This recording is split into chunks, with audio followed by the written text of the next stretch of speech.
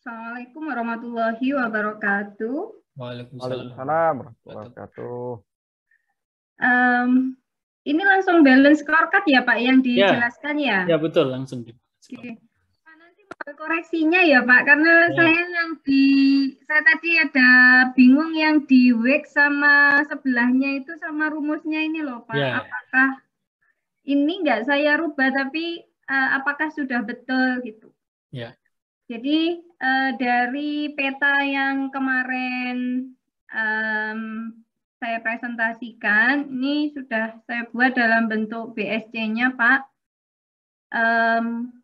Ini untuk finansial, untuk perspektif finansialnya ada 3 objektif ya. Yang pertama penekanan biaya. Jadi konteksnya kemarin itu kan untuk bisa menjadi market leader di bidang industri benang. Jadi hal-hal yang kita lakukan itu kita masukkan dalam target perspektif ya.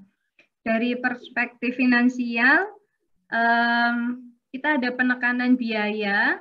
Jadi yang kita ukur adalah biaya rata-rata per bilnya benang, Pak. Jadi satuan benang itu dalam bil, berat per bilnya itu 181,44 kg.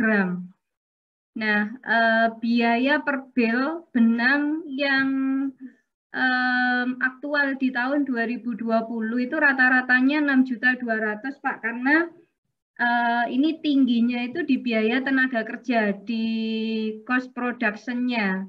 Kalau untuk biaya bahan baku sebetulnya tahun 2021 itu harga bahan baku lebih mahal, tapi karena cost produksinya lebih rendah, jadi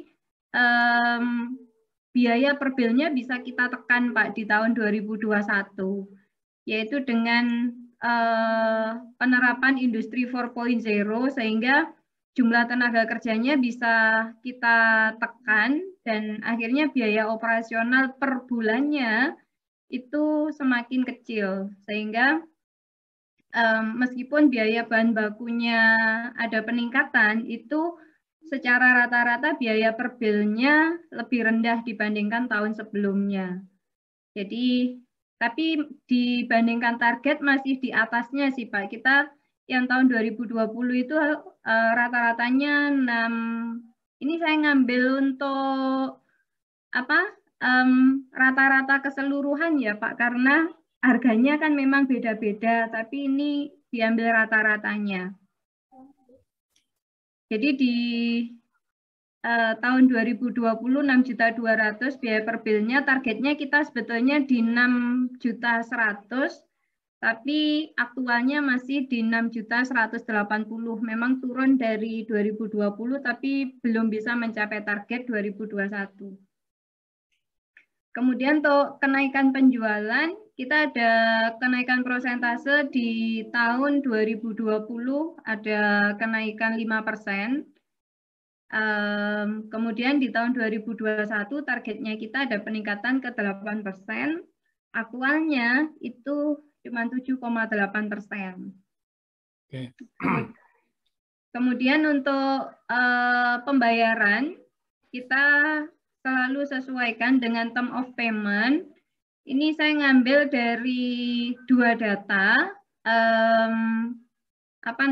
dari jumlah ini ya, dari penjualan, maksudnya yang kita follow up ke customer. Jadi target paymentnya dari customer ke kita sama yang kita membayar untuk ke supplier. Jadi itu cuman yang saya presentasikan di sini itu di ini Pak, di yang untuk datanya ke supplier. Itu untuk tahun 2020 ada 3% yang tidak sesuai. Kemudian target di 2021 itu paling tidak maksimal 1%, tetapi ternyata aktualnya sekitar 2% Pak. Kemudian untuk customer perspektif, ini yang coba itu kok kok bobot sama polarisasi hasilnya 243,8. Coba diklik Bu di 243,8. Ini Bu ya. Ini yang di bawah ini Bu subtotal ya. Ini ya Pak. Ya diklik coba Bu. Yaitu diklik N13. Iya, sampai 15. Nah, dibagi Bu, dibagi 3. Oh. Ilmunya dibagi 3. Nah, ini tadi yang saya bingung Pak, ini nilai apa? Ya, 81,3 jadinya. Oh iya Pak. Oke. Oke, terus lanjut ya Pak. Ya, lanjut. Terus untuk kemudian yang ini Bu, ini ukurannya apa Bu? Coba diklik yang hijau ini, diklik. Yang di bawah, yang 50, ya diklik. Nah, ini kan ukurannya maksimes Bu, apa minimes Bu? Semakin kecil semakin bagus. Iya, ini semakin kecil semakin bagus seharusnya Pak. Ya, ini makanya ini tandanya kan lebih besar. Ini tandanya masih ukurannya masih maksimes. Ini diubah menjadi ini lebih dibalik kecil. Ya Pak? Ya, dibalik betul. Pak, kalau belajar gininya caranya gimana ya Pak? Itu Nasrullah itu yang pintar. Saya betul-betul nggak paham tadi Pak, ini apa ini itu? Coba ini diganti juga ini Bu. Yang di sini diganti yang lebih besar, diganti lebih kecil Bu. Karena dia ukurannya ya, ukurannya ini minimes ini, semakin kecil. Nah, enter. Di enter Bu. Nah, merah kan itu. Iya. Ini tadi saya kalau ingin belajar ini gimana ya Pak? Saya tadi itu bahasa Excel Bu, bahasa rumus di Excel. Kalau itu ahlinya Pak Nasrullah itu algoritma.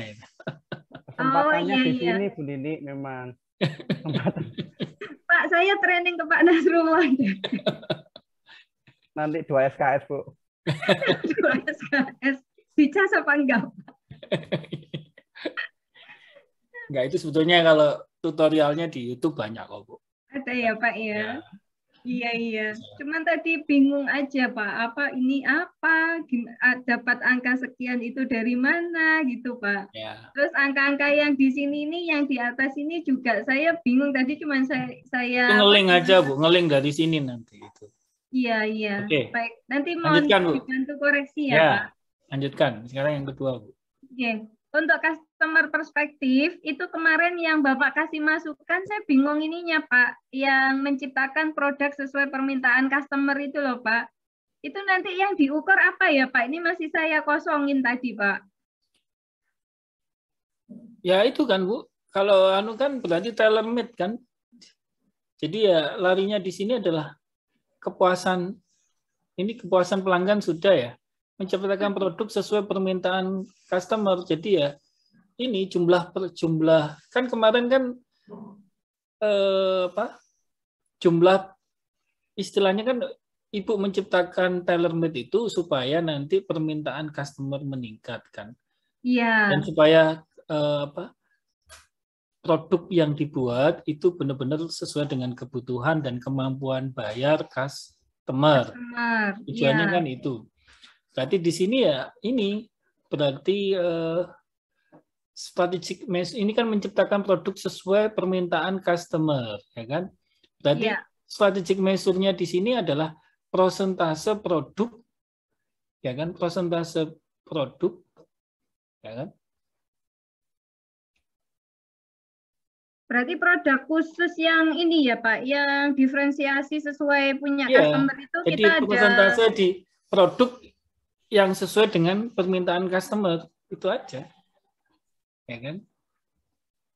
Berarti itu termasuk ini ya Pak, termasuk sebetulnya mass production kita yang customer minta meskipun itu tidak ada diferensiasi khusus ya Pak. Betul, mungkin berarti, ini persentase produk yang tailor made bisa Bu. Iya. Jadi itu yang sesuai dengan permintaan. Produk yang sesuai permintaan.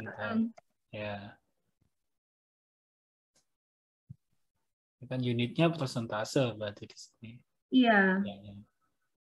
Itu saya ngukurnya dari satuan kita itu kan ada bill-nya, ada jumlah permintaannya, berarti kan per sales jumlah aja Bu. Ini jumlah berarti Bu. Ini ditambah persentase jumlah di sini. Ini persentase jumlah ininya ya Pak, jumlah itemnya aja berarti iya, ya? Iya, jumlah itemnya aja. Oke. Jadi ini persentase jumlah tambah jumlah, Bu. Persentase jumlah produk. Ya, jumlah produk ya itu. Jumlah item atau jumlah produknya, Pak? Jumlah item ya boleh. Item kan lebih sedikit ya. Kalau itemnya. Kalau produknya kan kita ada pakai satuan lagi ya. Betul. Oke. Nah, itu diisi aja sekalian, Bu. Ini.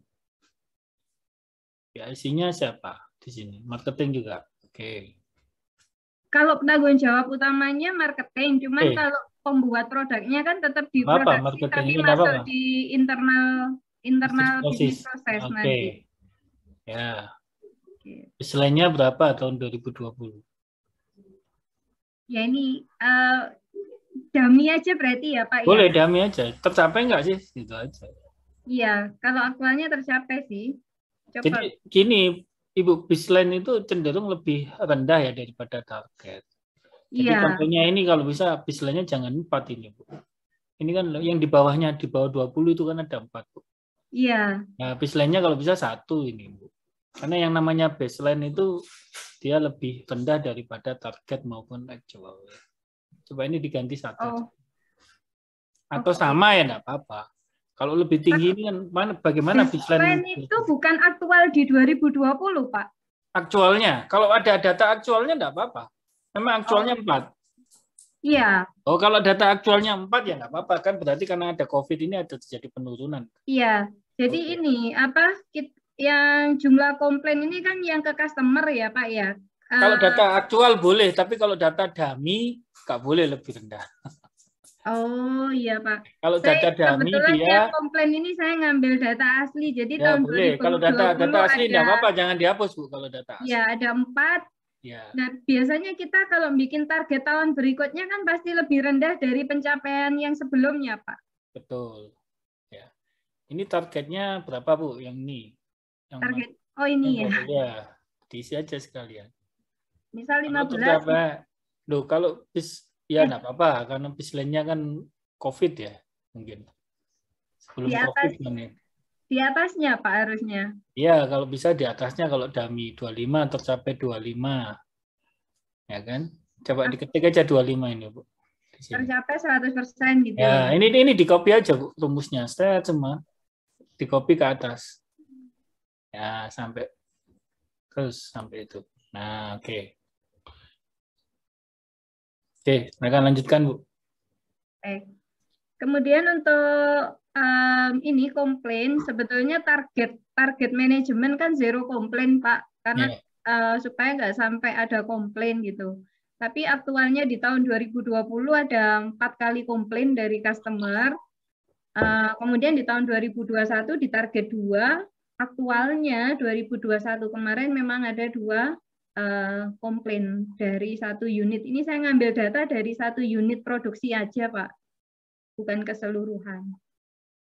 Karena di tempat kita ada 2 unit produksi.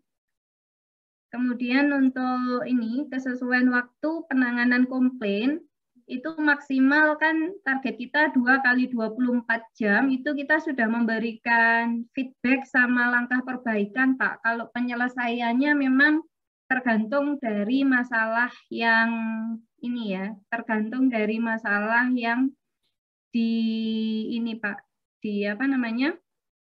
Tergantung dari masalah yang dikomplainkan customer, apakah penanganannya butuh waktu lama atau cepat. Tapi yang kita maksudkan di sini adalah penanganan komplainnya paling tidak sudah ada feedback ke customer, rencana corrective action-nya apa gitu. Nah ini di tahun 2020 ini 2 hari ya, karena unitnya hari, jadi penyelesaiannya dari 4 komplain itu semuanya sesuai target. 2 hari, kemudian di tahun 2021 tetap kita targetkan 2 hari, dan aktualnya untuk seluruh komplain yang kita terima itu nggak sampai lebih dari 2 hari. Kemudian kesesuaian jadwal pengiriman. Nah ini di tahun 2020 itu kita 95% sesuai dengan target pengiriman PPIC. Kemudian di tahun 2021 kita targetkan 95, ternyata aktualnya 96 targetnya, ternyata aktualnya 95 karena memang ada beberapa rencana pengiriman yang tidak sesuai karena ada kendala di produksi sehingga jadwal kirimnya ada yang ditunda, ada juga yang penyebabnya memang dari customer-nya, Pak. Yang dari customer-nya itu karena ini ada angkutan yang dikirim dari customer, ternyata ada masalah di perjalanan sehingga sampai di tempat kita itu waktunya telat. Nah, ini jadi pencapaiannya cuma 95%. Kemudian untuk tingkat kepuasan pelanggan, itu dari hasil survei tingkat kepuasan pelanggan, ini dilakukan evaluasi setiap 6 bulan sekali. Ini saya ngambil data terakhir di 2021 yang periode Juli sampai dengan Desember, Pak. Itu nilai, ini harusnya ada aktualnya itu ada, oh ya ini ada apa? Ada komanya mestinya. Nah, jadi nilai di apa namanya di kuesionernya yang untuk survei itu nilai kita berikan 1 sampai 5, Pak, dengan kategori 1 itu yang yang buruk, nilai 5 itu yang sangat baik. Jadi nilai kita di tahun 2020 itu nilainya 4. Punyanya kompetitor kita itu di bawah itu, ada yang 38, ada yang 3,9.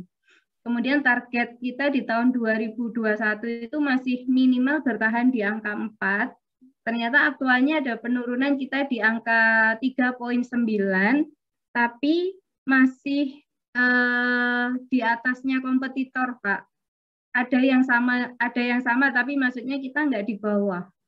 Karena yang punyanya kompetitor itu 3,9, ada yang 3,7, ada yang 3,8 untuk masing-masing customer. Karena kita untuk survei kan ke beberapa customer inti ya, Pak. Itu untuk perspektif customer, Pak. Untuk ini jumlahnya ini. Nah, dibagi 1, 2, 3, 4, 5. Dibagi 5 ya, Pak? Ya. Nah. Oke. Kalau ininya sudah betul ya, Pak? Sudah betul itu. Untuk internal bisnis proses yang tadi ada kaitannya sama ini diversifikasi produk, berarti sama ya, Pak, yang diukur tadi ininya ya, Pak, apa persentase jumlah itemnya ini sama berarti ya, Pak? Ya. Cara perhitungannya sama persis ya? Ya.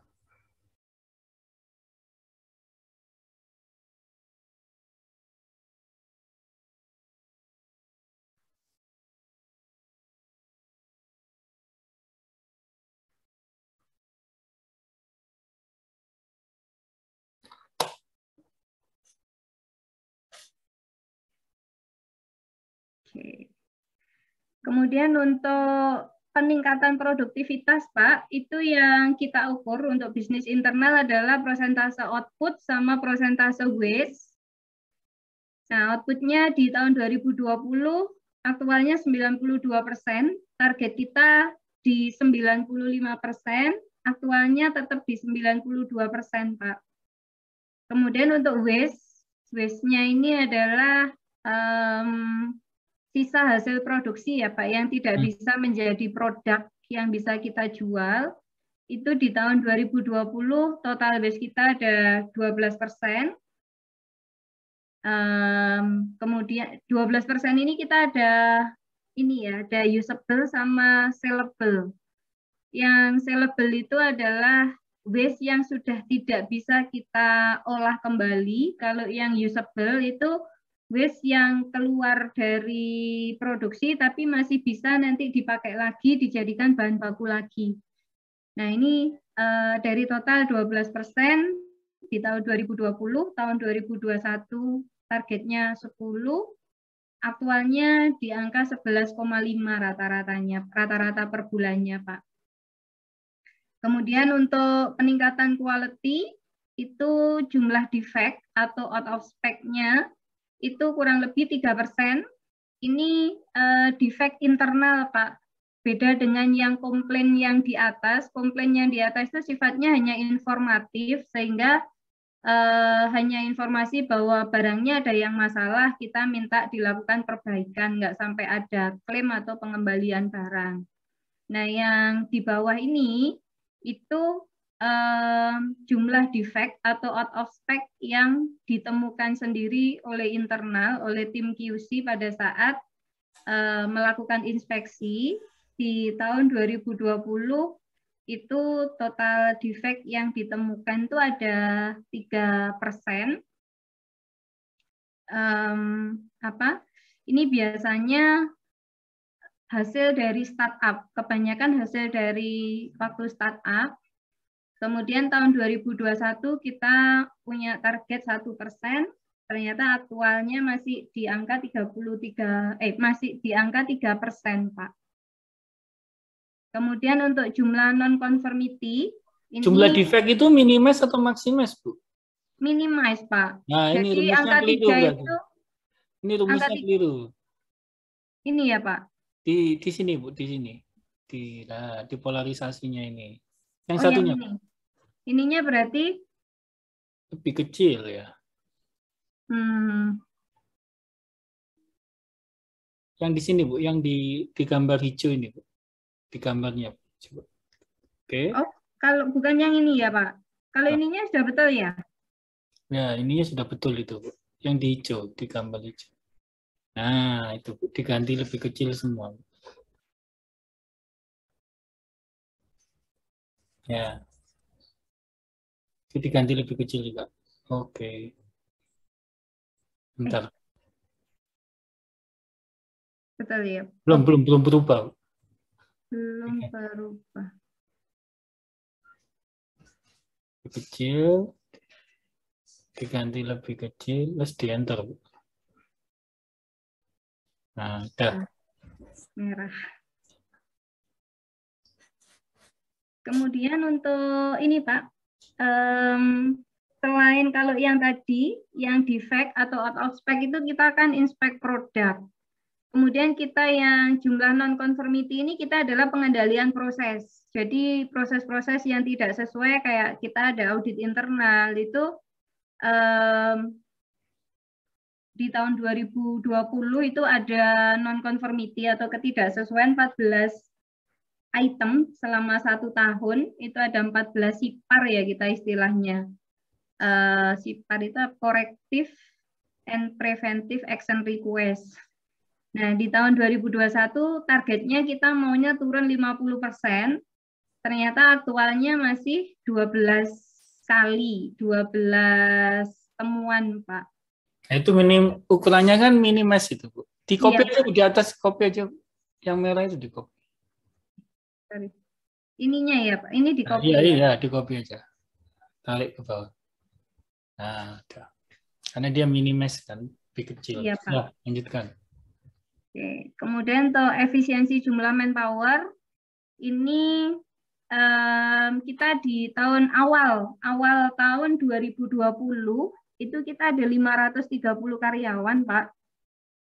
Kemudian di tahun 2021 target dari pimpinan karyawan tinggal 300 dengan beberapa rencana improvement yang dilakukan di tahun 2021. Tapi startnya juga di tahun 2020 pertengahan sih, Pak.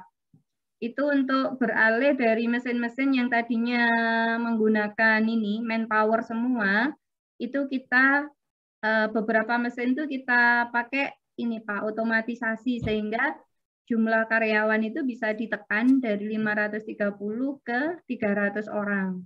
Nah, aktualnya di 2021 itu kita ada karyawan kita tinggal 298. Kan lebih bagus itu, Bu. Iya. Capaiannya ini. Coba yang 99. Ini kebalik ya, Pak? Balik. Ya. Kalau dia kebalikannya ya dibalik. Oke. Nah, ini juga. Ini yang kuning itu, yang kuningnya aja, Bu. Nah, ini dibalik, lebih kecil. Atau di-copy dari atas tuh boleh, Bu. Di-copy dari yang merah itu. Sudah terlanjur. Ini enggak apa. Ya. Enter lah, jadi hijau kan? Sudah. Iya, Pak. Oke. Kemudian untuk kecelakaan kerja, Pak, itu kita tahun 2020 ada 3 kali kecelakaan kerja. Targetnya 2021 sebetulnya 0. Tapi kalau 0 kok ininya rumusnya nggak bisa ya, Pak? Tadi saya coba. Gini, Pak. Jadi tadi saya isi 1, sebetulnya target kita 0. Targetnya 0, ya nggak bisa. Kan 0,1 aja, Bu, dikasih. Oh, 0,1. Targetnya dari manajemen, dari pimpinan untuk kecelakaan itu nggak nah, kan ada, bisa itu tetap jadi 0 kan? Iya. Nah, oke. Aktualnya kita 2, Pak. Berarti ini rumusnya ya di-copy aja dari atas itu. di yang merah ini ya. Yang hijau juga sama, itu kan tadi minimes, Bu. Oh nah, iya sih. Okay. Nah, sudah. Terus ini berarti dibagi 1, 2, 3, 4, 5, 6, 7.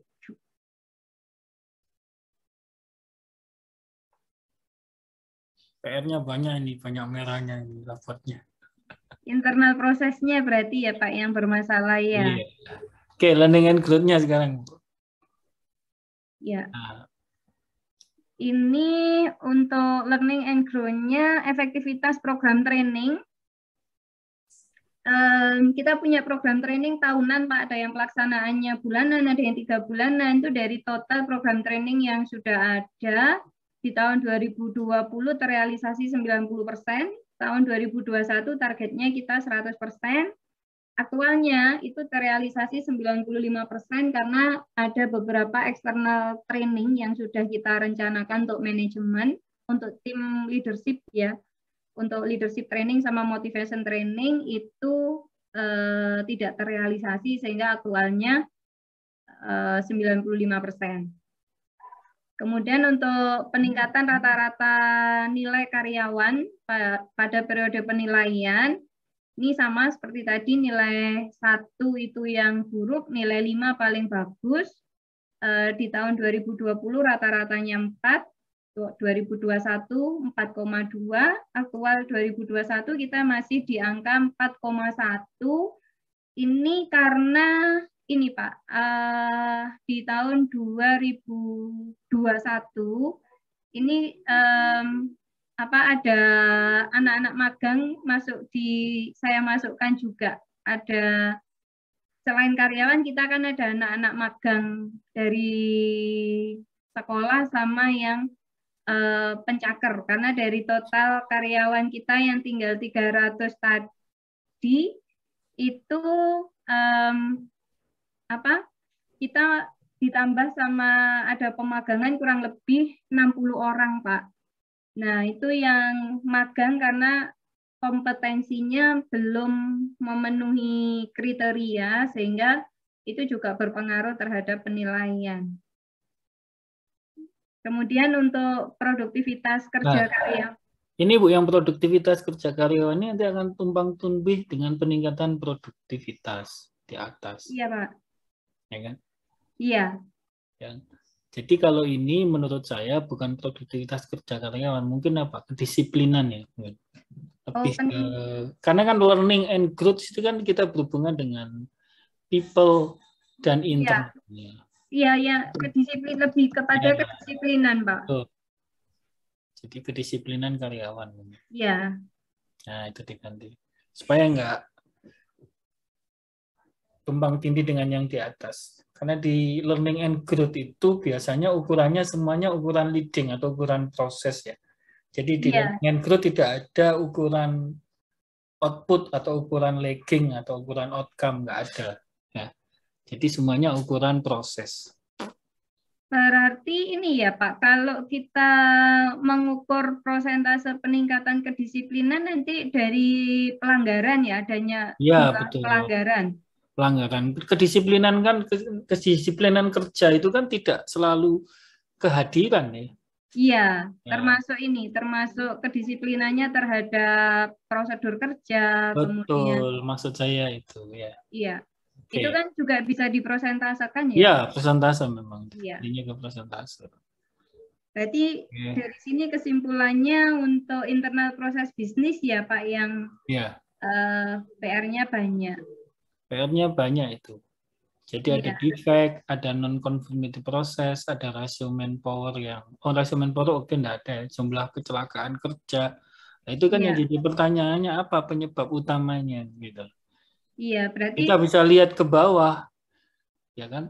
iya, Nah, penyebab utamanya adalah karyawan tidak terampil dan tidak disiplin. Kata kuncinya di situ. PR-nya Bu Nini adalah meningkatkan keterampilan karyawan dan kedisiplinan karyawan untuk mengatasi internal bisnis proses yang merah tadi itu. oke. Pak, itu apakah perlu ditambahkan di sini hasilnya Pak? Not dari hasil ini. Nggak apa-apa, ditambahkan lebih bagus ya. Berarti nanti analisa dari masing-masing masalah yang merah ini ya Pak ya. Berarti yang Betul. merah ini nanti Ini permasalahannya. kayaknya juga ini Bu, coba ke atas ini kok kuning ini, coba naik ke bawah dulu Bu, ke bawah. Nah, Ya, Pak. ini coba diklik yang bawahnya. Nah, ini apa yang salah ini? 56, betulkah 56 itu? Kan 56. Ini. Betul. Betul, Pak. Ya, ini harusnya 100 kan, Bu? Coba naik, geser lagi, Bu. Ini, Pak. Digeser, ya diklik, lah itu sama dengan, ini diganti 100, Bu. Yang mana, Pak? 90 ini diganti 100. Nah, sudah enter. Tuh. Pas kan, kuning. Oke. Ini betul kuning. Nah, ini customer perspektif. Di atas, Bu, coba ke atas. Customer perspektif padahal dia kuning ya.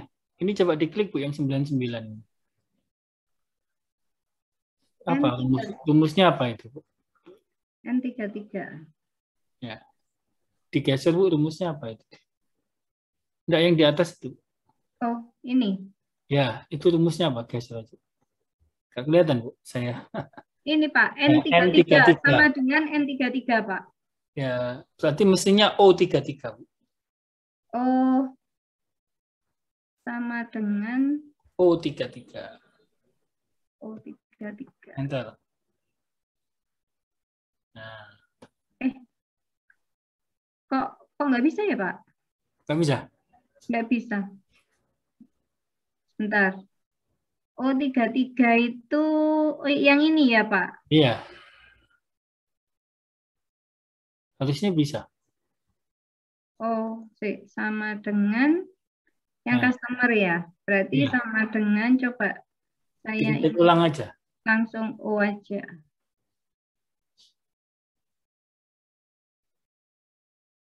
Kok nggak mau ya? Kok bintang ya, Pak? Di sampingnya aja, Bu.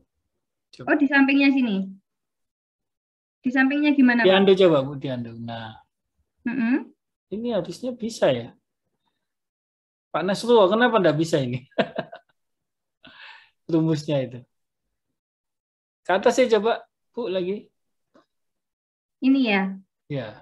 Oh, ini mungkin Bu, coba, ya benar, N33 harusnya kan 9, ya betul, Bu. Iya, 98,8 memang nilainya, Pak. Tapi warnanya kok hijau dia. Oke, naik ke atas, Bu. Mungkin karena ini, Pak. Karena yang apa?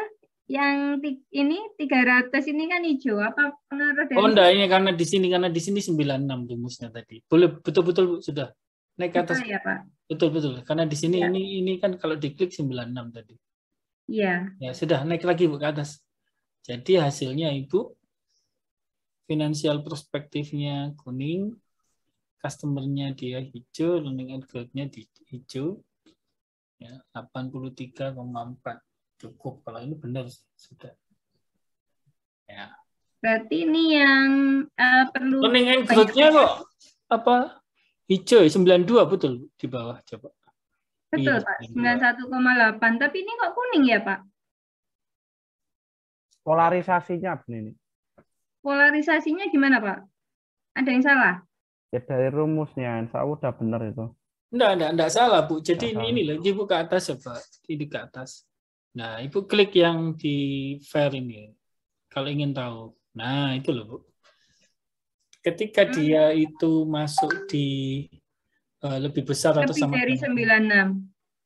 dengan 80 itu dianggap fair. Ya kan?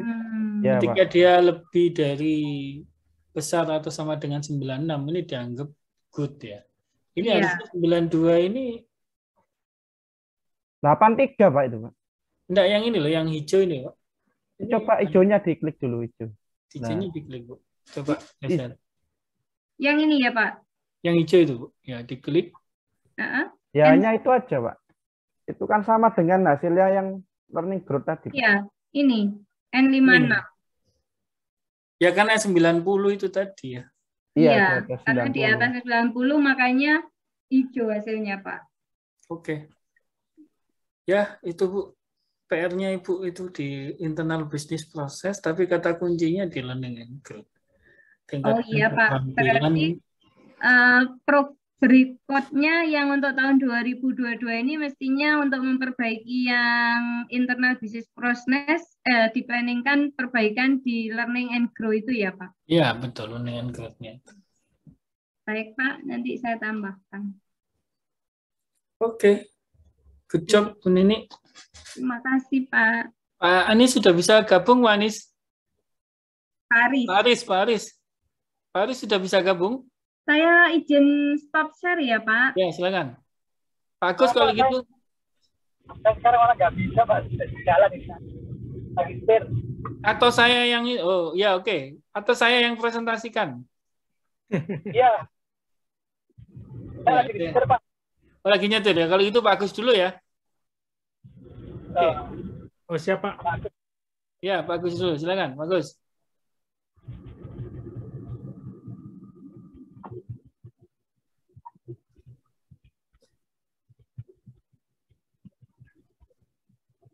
Ya Pak, terima kasih sudah waktunya diundur lagi Pak. Sebenarnya kalau boleh dibilang saya masih 87-9% lah Pak, 80%. Karena kebetulan 3 minggu ini saya kebanyakan dinas ke daerah Garongkong, daerah Makassar sana Pak. Jadi malam-malamnya kecapean langsung tidur. Belum sempat kerjakan. Bagus sibuk terus Pak. Jadi kalau di saya itu sebenarnya ada yang saya anggap nggak nyambung sih. Nggak nyambungnya itu karena pada saat saya membuat mau saya perbanyak, saya membuat petanya itu kelihatan belum nyambung. Tapi saya presentasikan dulu Pak yang saya buat. Jadi terkait financial perspektif itu ada 2 yang saya ambil. Jadi untuk peningkatan traffic kapal sama arus peti kemas. Untuk kapal sendiri ada unit-unit itu jumlah kapalnya, kalau GRT-nya itu isinya kapalnya Pak. Jadi kalau secara keseluruhan kapal sama peti kemas sebenarnya waktu di 2021 karena pandemi itu cenderung tidak tercapai Pak targetnya. Jadi kalau laporan aslinya sih memang antara 885 sampai 91 Pak. Jadi isinya juga sedikit saya berubah tapi sedikit sama sih. Jadi saya melihat presentasinya. Jadi pencapaiannya tidak 100% baik dari kapal maupun peti kemas. Sedangkan untuk berikutnya untuk peningkatan pendapatan terus ini yang GRT ini di performanya belum kelihatan warnanya, Pak. Coba di copy aja dari atas itu, Pak. Oh ya, Pak. Di copy aja rumusnya. Nah, oke. Kita lanjut, Pak. Terus kalau untuk terkait peningkatan pendapatan, untuk pendapatan terus beban usaha, EBITDA, neraca, total asetnya cenderung tidak tercapai Pak. Hanya saja kalau neraca memang karena ada investasi jadi dia bertambah tercapai. Terus beban usaha cenderung meningkat jadi sampai 100.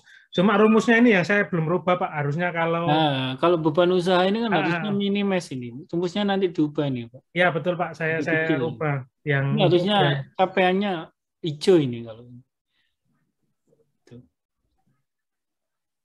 Terus berikutnya untuk customer perspektif ada 2. Jadi peningkatan pelayanan kepada pelanggan, kita ada istilahnya survei kepuasan pelanggan setiap tahun. Itu kalau dari segi kepuasan pelanggan selama survei tercapai Pak. Jadi nilainya meningkat. Terus terkait peningkatan pangsa pasar juga tercapai Pak. Pangsa pasar ada kapal sama kontainer. Cuma sebenarnya kalau sama atasnya ini sedikit nggak nyambung ya Pak.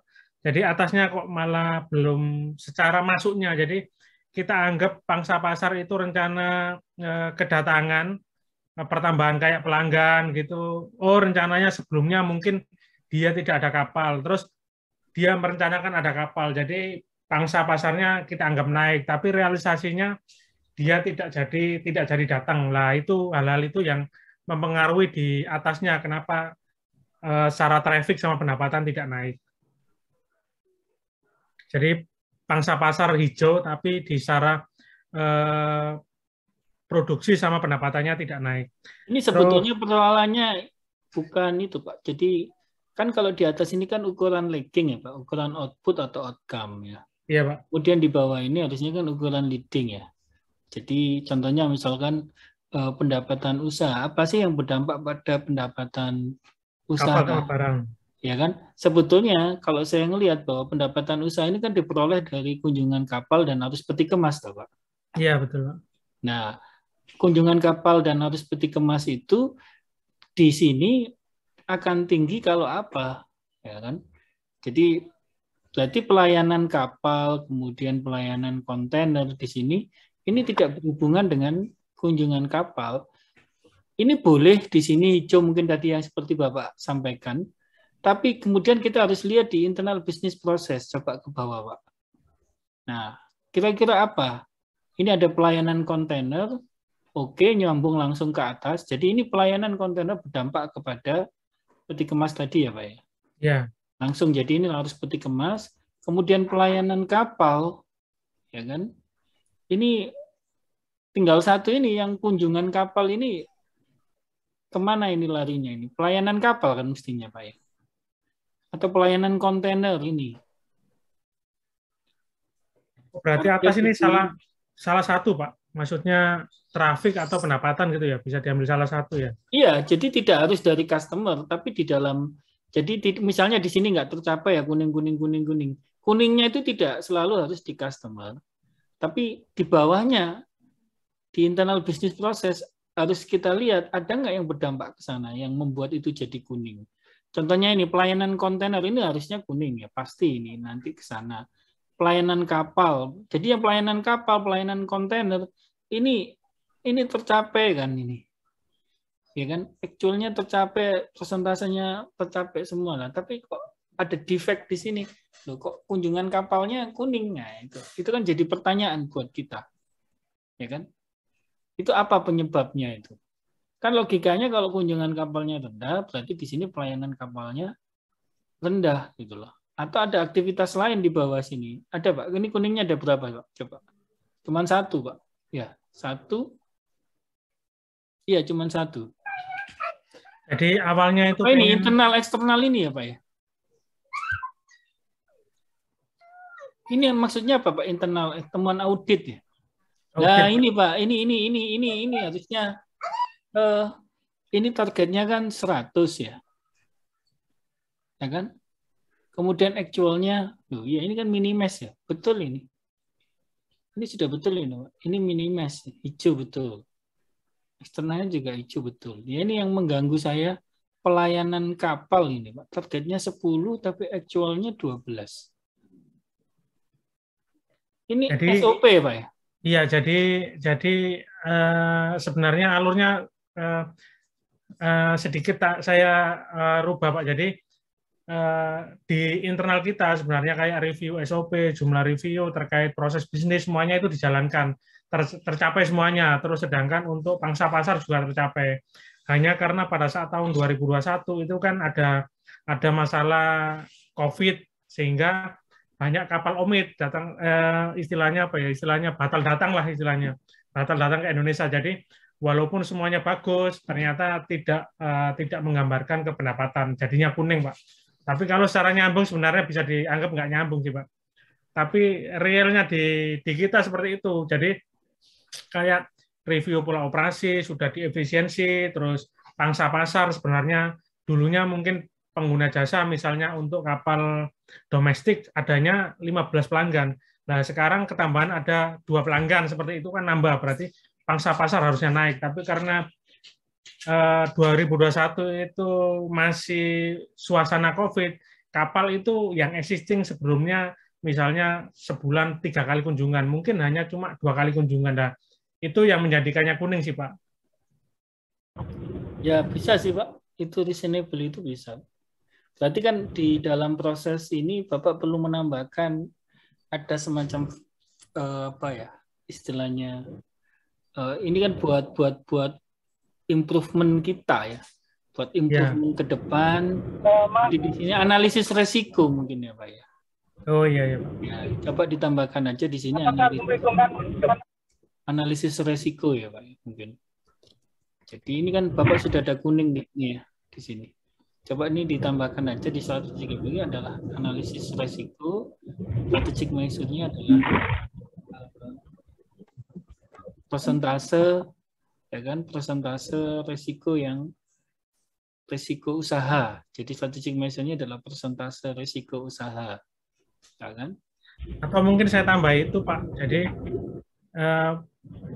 terkait penurunan itu di kita ada beberapa peralatan sih memang apa ya memang perlu diganti ya. Jadi sejak 2 tahun yang lalu peralatannya itu memang perlu diganti lah. Bisa mungkin itu bisa menurunkan. Silakan, boleh. Nah, pokoknya harus paling tidak, karena kalau ini kan antara kapal dan kontainer ini kan sesuatu yang berbeda ya.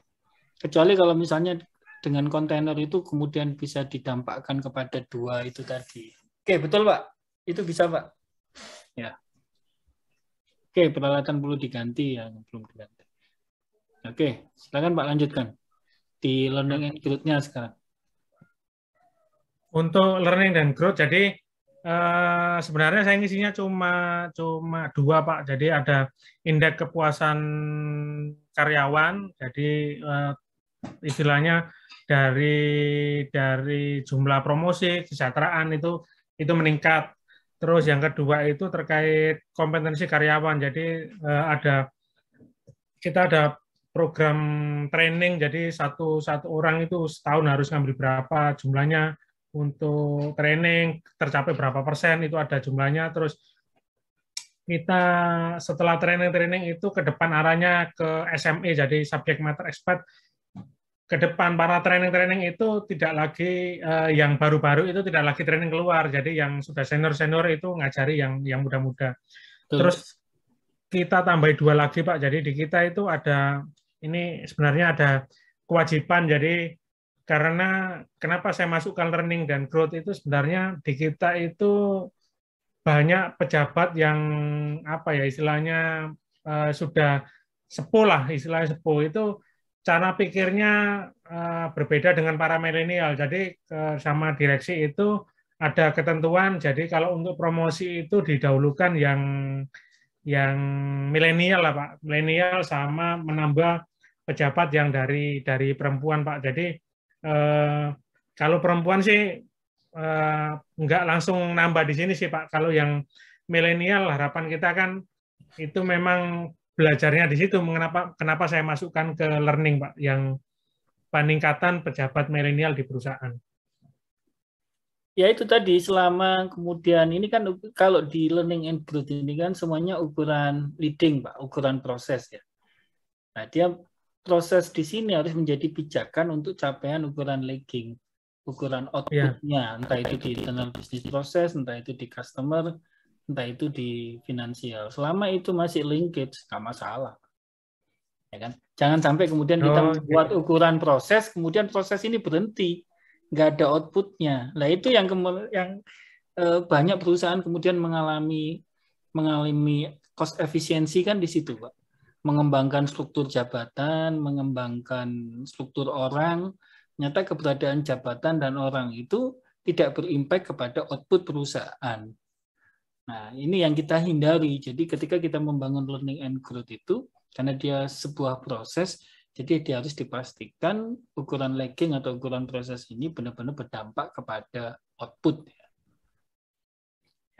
Oke, good job Pak Agus, ini sudah oke. Baik, sekarang Pak Aris, saya yang presentasi ya Pak Aris? Iya Pak.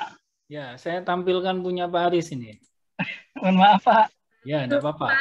Pak Aris diwakili sama Pak Arasi loh Pak. Oh, alhamdulillah. Ya, oke, Pak Aris.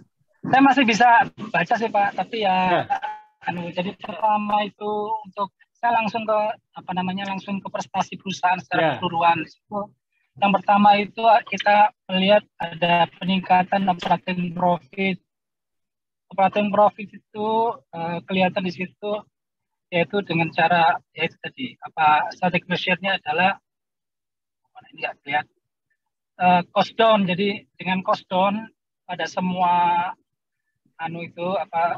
pada semua bagian, maka secara produksi kita bisa lebih bersaing sehingga meningkatkan sales, sehingga dengan peningkatan sales itu kemudian cost-nya berkurang sehingga kita harapkan ada operating profit. Kemudian di situ juga ada kenaikan return of earning, itu akibat dari semuanya itu yaitu dengan cara mempertahankan volume sales strateginya. Jadi intinya itu sales lah yang kita utamakan di sini.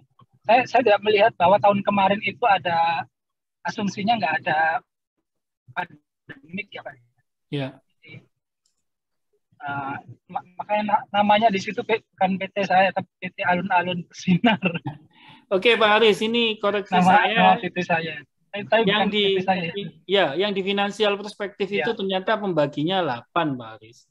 Harusnya 7 ini saya hitung. Makanya dia jadi merah. Nah, harusnya gitu. Nah, sudah saya betulin ini. Jadi itu salah di. Saya enggak itu yang masih belum saya lihat satu-satu Pak. Jadi sebenarnya saya nggak bikin yang perfect sekali Pak, karena saya harapkan memang ada yang merah gitu. Oke. Nah, tujuannya itu agar tapi di situ ada petanya Pak ya. Petanya itu nyambung, itu ada beberapa hal dari bawah seperti learning and growth itu bisa menaikkan sales, bisa menaikkan quality dan sebagainya itu. Ada sambungannya, itu kelihatan di map-nya itu. Nah, kemudian ya seperti itu ada pertumbuhan dan sebagainya. Yang kedua itu kalau kita bicara customer perspektif itu lebih ke yang kita lakukan selama ini, yaitu QCD itu, quality cost delivery, jadi melibatkan semua bagian.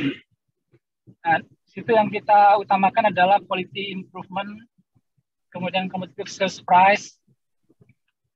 Ini kan ada hubungannya dengan yang atas juga, competitive sales price, dengan adanya yang paling besar di situ adalah energi Pak.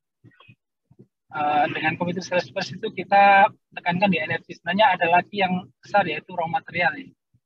Ya, saya nggak masukkan di situ. Kemudian zero claim, ini tujuannya adalah agar customer bisa melakukan buy order. Kemudian promosi untuk peningkatan sales. Seperti koleksi kemarin itu tidak memasukkan biaya. Di situ ada efektivitas dari biaya iklan dan promosi itu untuk terhadap sales. Itu Pak. Kalau zero claim itu kita sudah kira-kira cacat-cacat itu seperti apa yang nomor 1, nomor 2, nomor 3 itu yang besar-besar itu kita kelompokkan sehingga yang paling besar itulah yang kita masukkan sebagai strategic mission-nya. Nah, di situ ada namanya menurunkan cacat siwa dan yugur. Siwa itu seperti kusut, kemudian yugur itu kalau ditekuk itu nggak bisa balik gitu. Hampir sama dengan kusut, tapi beda. Biasanya pada waktu kita melakukan proses kain itu kadang-kadang karena panas sehingga mereka nggak bisa kembali. Itu cacat. Kemudian ada titik-titik yang sebagainya. Itu yang kita pakai sebagai customer perspective. Ini semua secara overall oke, Pak. Ukurannya sudah oke. Cuman pembaginya yang salah, Pak. Iya. Ini itemnya ada 8, tapi dibaginya tadi 6. Makanya ini saya perbaiki, jadi pembaginya 8. Jadi hasilnya yang di customer ini merah karena ada yang merah ini tadi. Oke, lanjut Pak, yang di internal business process. Kemudian internal business process itu ini lebih ke diferensiasi Pak ya. Jadi sebenarnya kita itu maunya bikin satu produk yang sekarang itu sedang digalakkan oleh semua orang di belahan dunia, yaitu produk yang recycle, produk yang bisa daur ulang, bisa atau yang yang organik lah. Organik itu berarti alam itu bisa menerima gitu. Kalau di dalam tekstil itu kan ada bahan dari plastik itu Pak, yaitu tetoron itu. Tetoron polyester itu dibuat dari plastik itu.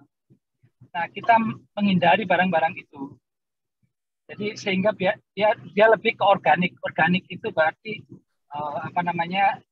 tidak ya organik itu artinya bisa diterima oleh alam sehingga cepat hancur gitu. Kan recycle itu bagaimanapun barang itu masih bisa didaur ulang sehingga tidak tercampur di alam. Kemudian di situ ada peningkatan efisiensi itu follow up terhadap claim, delivery on time. Ini saya balik ya, delivery not on time. Jadi berapa kali kita itu melakukan delivery yang tidak tepat pada waktunya. Itu kita bagi untuk ekspor dan lokal. Kemudian produk uniknya itu kita punya produk yang antibakteri, anti-blood. Antibakteri itu ya kalau si bakteri itu nempel ya mereka mati gitu. Itu kita punya ada flu burung itu diteskan di laboratorium UNER. Sehingga 99% itu kalau ada flu burung ya dia mati karena tapi itu pun ya nanti zat itu juga akan hilang apabila itu sering dicuci. Terus anti-blood itu banyak dipakai oleh rumah sakit di mana pada waktu kita melakukan operasi kan banyak darah yang muncrat seperti itu, kadang-kadang itu karena anti-blood maka dia darah itu turun, jadi sehingga nggak bisa meresap ke dalam baju orang-orang yang biasa melakukan operasi. Itu produk unik. Sebenarnya produk unik itu ada di benang juga. Benang itu kita dulu ada aturan CT34 Pak. CT34 itu artinya 34-nya itu polyester, sisanya sisanya itu 66-nya itu adalah dari cotton. Nah, itu kita bikinnya unik terbalik sehingga bukan CT34 tapi 68/2. Tapi itu juga sebenarnya bikin wish cotton-nya itu banyak sekali. Jadi itu yang kadang-kadang hal seperti itu bikin target bisa tidak tercapai itu karena wish cotton-nya terlalu tinggi. Karena kita mempertimbangkan keunikan dari barang itu sendiri. Oke, ini strategic objektifnya udah oke, measure-nya udah oke. Polarisasinya, pembobotannya, performanya tadi saya cek juga oke. Hanya pembaginya saja, Pak. Itemnya ada 10 tapi dibagi cuma 8. Itu yang di bawah itu, Pak ya? Iya, pembaginya aja. Sudah. Saya belum melihat satu saat. Nah ini saya kan hanya pembagian, saya koreksi nggak apa-apa Pak. Nanti saya kirimkan hasil koreksinya. Oke lanjut, learning include sekarang Pak. Learning include, ya. Jadi ini hampir sama dengan yang Bapak share itu ya Pak. Tapi ada beberapa hal yang kita itu seperti baru itu. Seperti mempertahankan key personal. Key personal itu adalah orang-orang yang kompeten ya di bidangnya ya Pak ya, sehingga kita itu perlu mempertahankan mereka. Bila mereka pensiun ya kita usahakan kita kontrak lagi. Kemudian apabila mereka ingin pensiun dini itu juga kita usahakan mereka tidak pensiun. Caranya seperti apa itu kita bikinkan di situ karena itu ada hubungannya dengan quality ya. Maka dalam map itu ada hubungan dengan quality dan peningkatan sales karena orang-orang yang key-nya itu di setiap bagian itu saya minta mereka protect ini orang-orang ini sehingga mereka tidak dimaui oleh orang lain, dibajak lah istilahnya oleh perusahaan lain. Misalnya seperti apa ya harus diprotect, mereka harus ditanya keluarnya bila mereka ada masalah seperti itu, dekati lagi. Terus mereka orang-orang di personal itu juga punya rata-rata kinerjanya lebih di atas orang-orang biasa. Kemudian akses dalam informasi. Jadi ini karyawan kadang-kadang itu memahami omnibus law itu nggak ngerti ya, sehingga kita perlu update pada mereka, menyampaikan pada mereka apa saja yang ada tentang aturan terbaru. Kita punya PKP malah tidak memakai omnibus law Pak. Omnibus law itu memang ada tapi kita nggak pakai kecuali untuk orang-orang yang direkrut atau menjadi pegawai tetap setelah omnibus law itu dibuat ya. Jadi mereka yang nanti akan ikut omnibus law. Tapi orang-orang yang sebelumnya sudah menjadi pegawai kita nggak pakai omnibus law.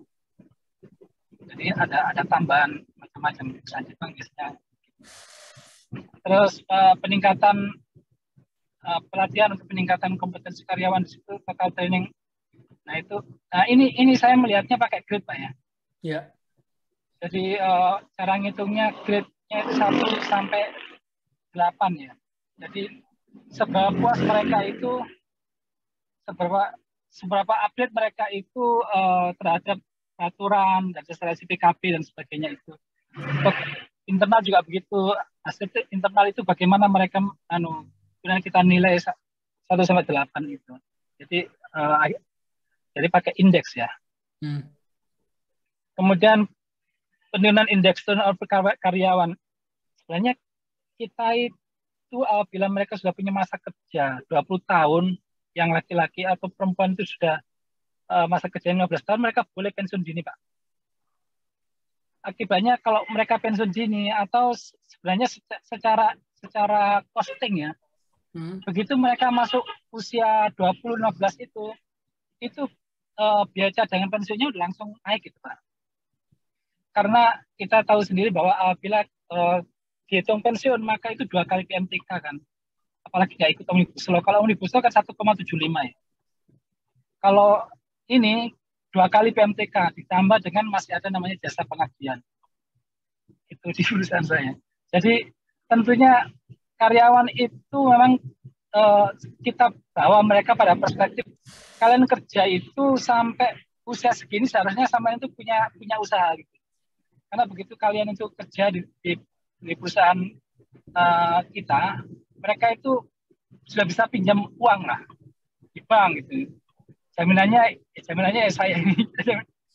saya bilang pada banknya jangan khawatir.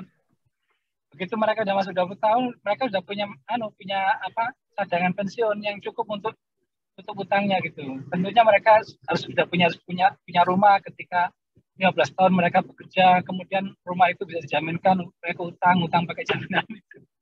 Ya seperti itu. Jadi sehingga turnover itu begitu tinggi Pak. Begitu tinggi. Mereka juga tahun lalu itu sempat khawatir dengan dengan omnibus law itu. Karena mereka saya juga membiarkan saja. sehingga banyak yang pensiun dini. Ya pokoknya perusahaan bisa bayar gitu. Sebenarnya perusahaan lain susah. Ya. Tapi saya buat mereka itu biar enjoy lah dengan kondisi itu. Ya itu Pak kira-kira. Yang baru-baru ini rasanya kurang ya. Karyawan baru itu kecil sekali. Ya memang kan. Nah ini kalau karyawan baru kan memang dihindari toh Pak. Iya. Makanya ini ukurannya kan Bapak ukurannya minimes ini, semakin sedikit semakin bagus. Iya. Nah, ini semua udah oke, Pak. Nyambung, saya lihat linkage-nya juga. Tadi saya lihat petanya juga oke. Ya itu tadi, kekurangannya Pak Aris itu cuma di penjumlah, Pak. Ini kan totalnya ada 6 ya, tapi tadi di jumlah 8. Ya. Oh, itu jadi rata-rata, Pak ya? Iya, itu di rata-rata. Nah, ini saya kurangi. Ya.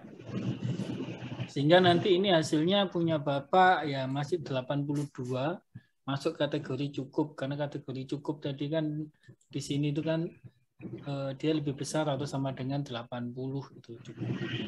Ya. Kalau di bawah itu maka dia akan bad gitu. Oke. Ya. Makasih Pak. Oke, good job Pak Aris. Baik Bapak Ya, Ibu kasih, sekalian, Pak. Saya kira ini sudah kelihatan hasil UAS-nya ya. OS-nya ya ini. Makasih Pak. Ya OS-nya ya ini nanti yang dikumpulin gitu. Kan sudah saya koreksi kan sudah kelihatan hasilnya, udah tahu hasilnya kan. Dapat nilainya A semua Pak. Ya yang ini yang ikut ini ya A semua ini. 4 orang ini A semua, yang lain alhamdulillah. tahu. Alhamdulillah. Semoga semester depan ketemu Pak Arasi lagi Pak. Iya Pak. Amin. Tahun depan ketemu Pak Arasi lagi dong Pak.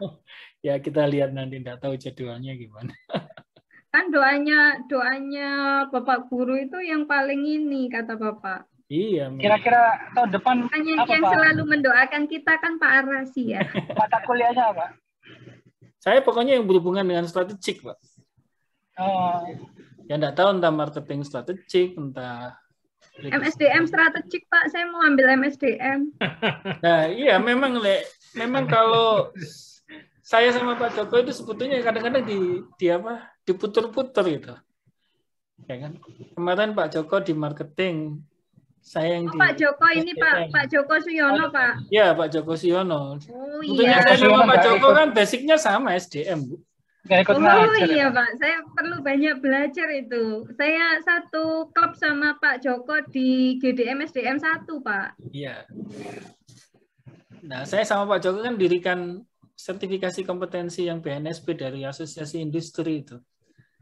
Oh iya Pak. Yang LSP SDM Cipta Unggul itu. Saya ketua yayasannya. Oh gitu. Yang Pak Joko biasanya nawarin ini. Oh ya. Itu ada Pak Arisi juga di situ. Iya, saya ketua Dewan Pengarah. Alhamdulillah. Jadi dulu yang menginisiasi pendirian itu di Jakarta memang saya gitu. Ketika itu sudah terbentuk, nah saya ngangkat Pak Joko jadi direkturnya. Sampai sih ngerti operasional, jalankan. Wah gitu. Saya yang ngajak kuliah sama Pak Aris ini, Pak Joko Pak. Oh gitu ya. Marketingnya UNAD. The power ini Pak, the power of hukum tarik menarik. Jadi ketika kita lagi cari-cari kampus, lagi pingin kuliah S2, ternyata ditawarin sama Pak Joko itu. Jadi nyambung. Ya nanti Bu Nini sama Pak Nasrullah, Pak Agus, Pak Aris. Ya nanti kapan-kapan ya saya tarik untuk minta bantuan ngajar buat adik-adik. Siap, Pak. Siap. Bapak Ibu sekalian, terima kasih. Ya kan sudah ketahuan hasilnya, semoga apa yang sudah saya ajarkan mulai pertemuan pertama sampai akhir bisa bermanfaat. Ya segala kekurangan, memang sekarang trennya itu bukan guru lebih pintar dari muridnya yang lebih pintar dari gurunya. Dan itu jadi filosofi saya sekarang. Saya kan hanya mengajarkan bagaimana membuka peta jalan, membuka cara berpikir, ya. Kemudian membuka sistematika berpikir di dalam keilmuan, ranah keilmuannya saja. Tapi untuk mengeksplor, kemudian meningkatkan literasi dan lain sebagainya, saya yakin Bapak dan Ibu sekalian lebih pinter dari para dosennya. Maka dari itu, paradigma saya selalu saya pakai paradigma NLP. Jadi fungsi dosen, fungsi pengajar, fungsi coach, pelatih itu dia hanya mengeksplor supaya para mahasiswanya, para coachingnya itu bisa ditingkatkan ya, kemampuannya diekspor sesuai dengan kompetensi dan minat yang dimiliki, dimampui oleh para mahasiswa. Tapi secara overall saya juga terima kasih Bapak Ibu sekalian sudah memberikan inputan, masukan banyak pada saya sehingga secara kasus saya lebih kaya ya. Jadi sebenarnya kalau dosen itu kayanya ya dari inputan para mahasiswanya. Jadi mahasiswanya bidang ini, bidang itu, nah, itu memperkaya dosennya itu. Baik Bapak Ibu sekalian, terima kasih. Nanti hasilnya yang sudah dikoreksi silakan aja diupload di Elina. Tapi secara overall saya sudah punya nilai ya. Jadi tapi itu kan formalitasnya Bapak Ibu sekalian tetap harus diupload di form itu karena kalau nanti itu sebagai bukti dokumen administrasi ya, yang harus ada dalam proses pembelajaran. Saya berdoa semoga Bapak Ibu sekalian selalu sehat. Amin. Selalu diberikan keluasan berpikir, keluasan rezeki. Ini tantangan ke depan ini kan tidak semakin mudah ya. Kita banyak tantangan, baik secara ekonomi maupun sosial, bahkan lingkungan ya, iklim dan lain sebagainya. Tapi percayalah Bapak Ibu sekalian, kalau selama kita tetap bergerak, kita tidak pernah berputus asa, dan kita selalu berharap kepada Tuhan Yang Maha Esa, selalu membimbing dan minta pertolongan kepada Allah, kepada Tuhan Yang Maha Esa. Insya Allah semua jalan itu pasti akan terbuka sesulit apapun itu. Semoga Bapak Ibu sekalian sehat, sukses, dan bahagia selalu. Terima kasih. Amin. Assalamualaikum warahmatullahi wabarakatuh. Waalaikumsalam warahmatullahi wabarakatuh. Matur nuwun, Pak Rasul. Ya, sama-sama. Terima kasih, Pak Ya, Rasul. sama-sama. Sampai ketemu di semester berikutnya, Pak. Amin. Iya, amin. Pak Agus, Ya, bye. Bu, makasih.